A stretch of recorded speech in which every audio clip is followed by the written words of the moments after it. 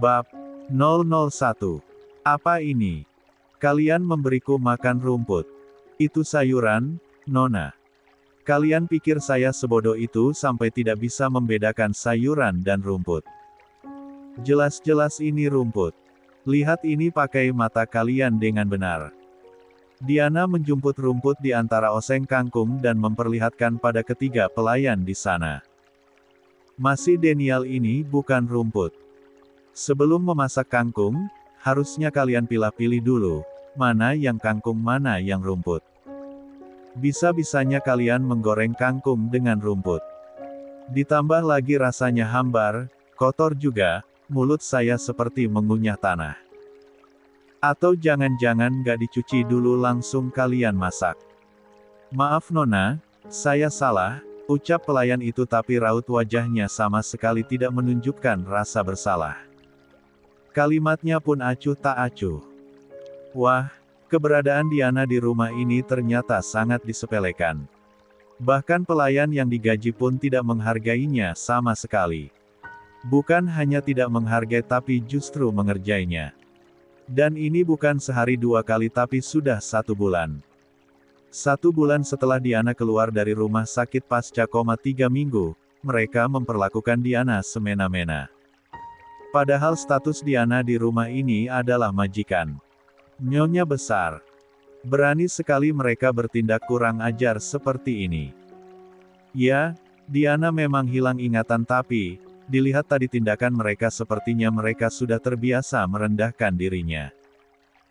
Astaga, haha, Diana tiba-tiba tertawa membuat 3 pelayan itu terkejut. Kalian siapa berani memperlakukanku seperti ini? Diana bangkit dari kursi. Berdiri tepat di depan mereka dengan tangan terlibat di depan dada. Tatapan matanya menajam, menghujam mereka satu persatu. Raut wajah jumawa dan songong mereka sedikit berkurang. Yang tadinya terang-terangan berani menatap Diana kini perlahan menundukkan kepala. Mereka saling menyenggol siku satu sama lain. Ada apa ini? Kenapa tiba-tiba dia jadi berani begini? Aku juga tidak tahu. Biasanya dia cuma diam. Kita kasih makan sayur keasinan pun dia diam saja. Bagaimana ini? Kita lawan saja. Dia kan bukan siapa-siapa di rumah ini. Tuan juga tidak menganggapnya istri. Benar, kita lawan saja. Iya. Mereka perlahan mengangkat kepala. Namun begitu bertemu pandang dengan tatapan tajam Diana, bahu mereka gemetar samar. Kenapa aura perempuan lemah yang selama ini selalu diam saja tiba-tiba jadi sekuat ini? Bahkan tatapan matanya mampu membuat mereka ciut seketika. Meskipun hanya pelayan, selama ini Diana takut pada mereka. Karena mereka adalah pelayan pilihan dari orang tua Diana. Diana takut pelayan-pelayan ini mengadu yang tidak-tidak pada orang tuanya. Tapi sekarang kenapa Diana jadi seberani ini? Ketiga pelayan itu bertanya-tanya. Berapa lama kalian bekerja di rumah ini? 1 tahun, Nona, jawab mereka kompak. Saya memang amnesia. Saya tidak bisa mengingat apapun kejadian di masa lalu. Tapi dari tingkah dan lagak kalian yang sok berkuasa di rumah ini, saya yakin selama 1 tahun kalian bekerja di sini, kalian pasti memperlakukan saya dengan buruk. Bahkan selama sebulan ini kalian tidak pernah memasak daging atau ayam untuk saya. Setiap hari hanya makan sayur, tempe, tahu, itu pun sayur layu dan tidak enak rasanya. Itu permintaan Nona sendiri. Siapa yang mengizinkanmu bicara? Dek. Pelayan itu langsung kicep dan menundukkan kepala lagi. Permintaan saya sendiri kamu bilang. Lucu sekali. Apa alasan saya makan sayur setiap hari? Saya tidak punya riwayat penyakit yang melarang makan daging, ayam atau ikan. Jelas alasan itu hanya omong kosong. Dan berani sekali kalian memutar-balikan keadaan sehingga saya yang salah. Kalian pikir saya akan diam saja? Sekarang, mereka bertiga semakin gemetar dan menelan ludah gugup. 3 langkah mendekat, Diana berdiri tepat di depan seorang pelayan yang sejak tadi terus menjawab. Pelayan itu bernama Rina. Kamu. Mencengkeram rahangnya, Diana mendongakkan wajahnya. Rina mendelik. Mulai hari ini kalian dipecat. Tidak bisa. Rina menangkis tangan Diana dan termundur. Dua pelayan lainnya juga termundur. Mereka bertiga kompak berdempetan seolah melindungi salah satu sama lain. Tuan memberikan kepercayaan pada kepala pelayan untuk mempekerjakan kami. Jadi yang boleh memecat kami hanya kepala pelayan atas izin dari Tuan. Nona tidak punya hak memecat kami. Dan karena Nona hilang ingatan, biar saya beritahu. Nona tidak punya hak apa-apa di rumah ini, ucap Rina diikuti anggukan dua pelayan lainnya. Nona pasti berpikir ingin mengadukan kami pada Tuan kan? Nona pikir Tuan akan peduli. Tidak. Karena Tuan sudah tahu Nona diperlakukan buruk di rumah atau di luar rumah, tapi Tuan membiarkan saja. Karena Tuan memang tidak peduli pada Nona. Jadi, Nona jangan macam-macam pada kami. Kalau Nona macam-macam, saya bisa melaporkan pada kepala pelayan. Kepala pelayan akan memberikan hukuman pada Nona, ucap Rina. Menggebu-gebu. Hukuman. Seorang pelayan berani memberikan hukuman pada nyonya besar. Nona bukan nyonya. Jangan salah paham atas posisi Nona. Nona harus sadar diri, Nona bukan siapa-siapa di rumah ini. Wah, Diana speechless. Hanya bisa tertawa terbahak-bahak sekarang. Lucu sekali. Kehidupan macam apa yang aku miliki selama ini? Bagaimana bisa aku bertahan di rumah ini dengan perlakuan seburuk ini oleh seorang pelayan? Wow, diriku di masa lalu sebelum hilang ingatan pasti memiliki kesabaran luar biasa. Tapi mungkin karena kepalaku terbentur sampai hilang ingatan, rasa sabarku juga ikut hilang. Karena sekarang dada Diana panas membara dipenuhi kemarahan. Baiklah, baik, jadi aku bukan siapa-siapa di rumah ini. Kalau begitu mulai sekarang akan aku tunjukkan apa posisiku di rumah ini. Ark. Rina terkejut, tiba-tiba Diana menempat bak rambutnya, Manny Tigaret mendekat pada meja makan. Nona. Apa yang Nona lakukan? Nona jangan kurang ajar. Kepala pelayan pasti akan marah jika Nona seperti ini. Nona pasti akan dihukum. Nona tidak takut masuk ke dalam ruangan itu. Diana tak memperdulikan dengan dua pelayan lainnya yang berusaha menghentikannya. Namun Diana penasaran dengan kata, ruangan itu, yang mereka maksud. Pasti itu tempat menyeramkan yang digunakan untuk menghukum Diana. Kurang ajar. Setinggi apa posisi kepala pelayan itu sampai berani menghukum seorang majikan? Setelah membereskan ketiga pelayan ini, Diana akan membalas si kepala pelayan itu. Nona, lepaskan saya. Makan ini, makan masakanmu. Diana meraup kangkung dan memasukkan paksa ke dalam mulut Rina. Kunyah atau saya akan mematahkan lehermu sekarang. Rina tersentak. Tubuhnya gemetar. Makan sekarang. Entah karena ketakutan atau aura Diana yang sangat kejam, Rina tidak berani melawan. Dia menuruti keinginan Diana untuk mengunyah kangkung itu yang rasanya tidak enak sama sekali. Mulutnya seperti mengunyah tanah. Bagaimana rasanya? Enak. Rina meneteskan air mata. Jawab. Enak tidak? Tidak enak. Hahi baru bilang tidak enak sekarang. Lalu kemana saja kalian selama ini? Sebelum menyajikan kalian tidak mencicipi dulu. Maaf, Nona. Saya tidak ingin mendengar kata mata. Habiskan kangkung ini. Sekalian habiskan nasi ini. Tidak, saya tidak mau. Maafkan saya Nona. Saya tidak akan mengulanginya lagi. Saya bilang makan. Dengan air mata berderai, Rina memasukkan sesendok nasi ke dalam mulut dan seketika ingin muntah karena nasi ini sudah basi. Selama tahun kalian memberikan saya makanan ini kan? Berani sekali kalian memperlakukan saya begitu. Maaf Nona Hicks. Rina merasakan kulit kepalanya akan copot karena jambakan Diana benar-benar kuat. Ada apa dengan perempuan lemah ini?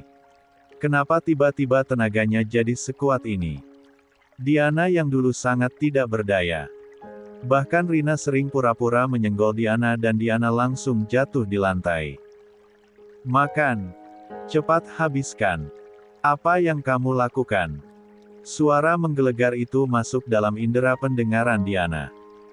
Bu Jenita, dua pelayan itu berbinar-binar dan berlari menghampiri perempuan setengah baya yang dipanggil Bu Jenita.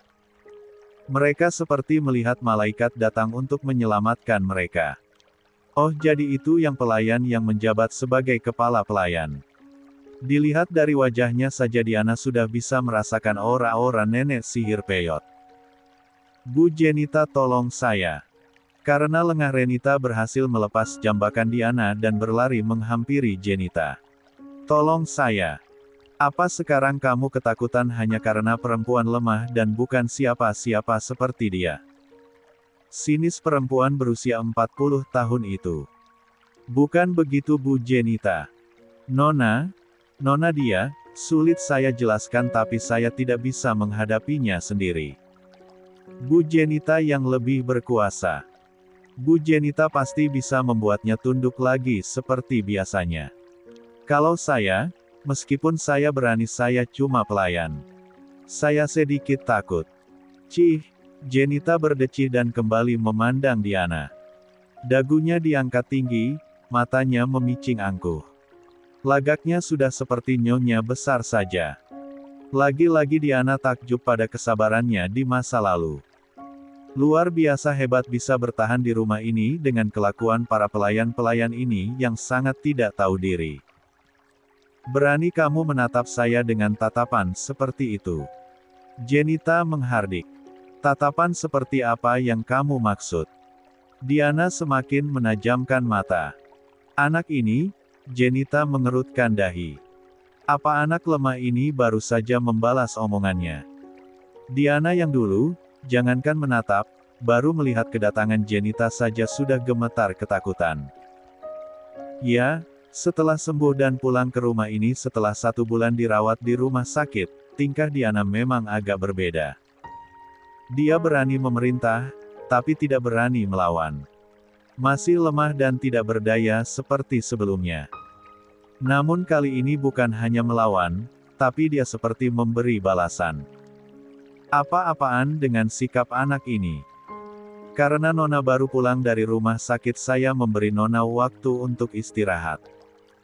Tapi sepertinya tubuh Nona sudah pulih sepenuhnya. Jadi mulai hari ini saya sudah bisa mulai kegiatan kedisiplinan seperti biasanya. Kegiatan kedisiplinan. Entah apa yang wanita ini bicarakan, tapi melihat respon ketiga pelayan itu yang berbinar-binar, pasti ada rencana jahat. Bu Jenita memberi kode dengan mengedip-ngedipkan mata. Seolah mengerti, mereka langsung menganggukkan kepala. Bergerak cepat menghampiri Diana dan mencengkeram tangannya. Apa-apaan kalian? Rasakan, setelah ini kamu akan menangis-nangis. Aku sudah bilang kan jangan melawan atau kepala pelayan akan menghukum Nona.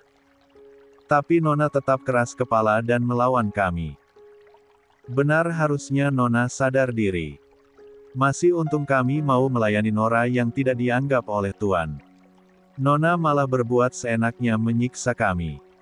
Rina dan kedua pelayan lainnya tertawa. Menertawakan Diana yang sekarang sudah tidak berdaya.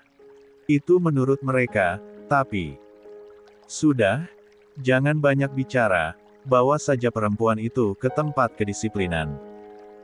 Baik Bu Jenita, ucap mereka kompak. Jenita tersenyum sinis. Merogoh tasnya dan mengeluarkan sebuah kunci. Sayang sekali saya tidak bisa melihat ekspresi ketakutanmu karena kamu sedang hilang ingatan Diana.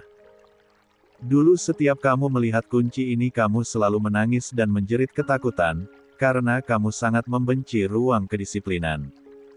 Tapi jangan salahkan kami. Salahkan kamu yang tidak punya sopan santun. Sungguh, Diana ingin mencabik-cabik mereka. Cepat bawa ke sana.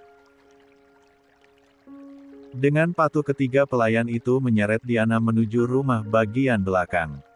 Mereka tak hentinya tertawa. "Oh ya, kamu sudah siapkan tikusnya?" tanya Jenita.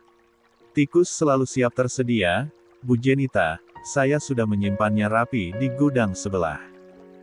Kali ini saya akan menyiapkan tikus yang paling gemuk-gemuk." Hahaha, Rina tertawa keras. "Bagus. Nona jangan marah ya.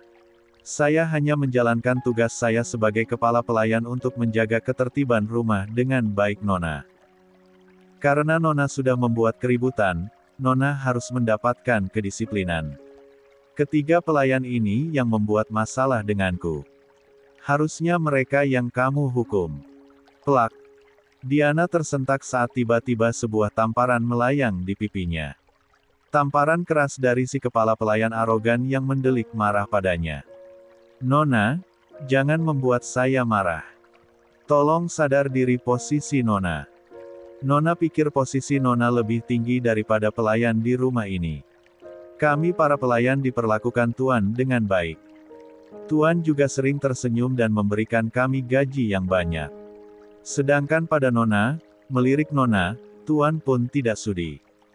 Jadi, kalau Nona tidak ingin saya adukan pada Tuan dan hubungan kalian semakin memburuk, lebih baik Nona diam. Jadi, patulah seperti biasanya." Ah, sekarang Diana mengerti. Diana takut dengan ancaman para pelayan ini, takut diadukan pada suaminya. Karena itu dia diam saja dan mematuhi semua perintah mereka. Sekarang seluruh kebencian Diana tertuju pada Kairo, suaminya. Jika mereka buruk maka, Kairo adalah yang terburuk. "Bawa mereka masuk," ucap Jenita setelah membuka pintu gudang yang terdapat di ujung bangunan paling belakang. "Sekarang rasakan." Namun, tidak semudah itu. Bak, bak, plak, duk, ark. Aduh sakit. Lepas. Berani kamu. Mereka berempat jatuh tak berdaya dilatih dengan sekali serangan dari Diana. Sakit, Rina memegang pinggangnya yang kesakitan karena Diana membantingnya. Dua pelayan yang lain memegang dahi mereka yang dibenturkan Diana katebok. Sedangkan kepala pelayan lemas dengan hidung mimisan setelah mendapat sundulan kuat Diana. Bagaimana bisa kamu menjatuhkan kami?" Rina berteriak, tapi tubuhnya gemetar, tidak bisa menyembunyikan ketakutan. "Mudah. Karena kalian lemah." Diana tersenyum sinis. Sungguh, rasanya dia ingin menghajar mereka sampai babak belur. "Tidak semudah itu, Jenita sekuat tenaga berdiri, kamu hanya pura-pura kuat. Kamu tidak akan bisa mengalahkan kami. Kalian bertiga, cepat berdiri. Kita lawan bersama-sama." Dia hanya pura-pura kuat. Mendapat provokasi dari Jenita, semangat mereka seolah membara.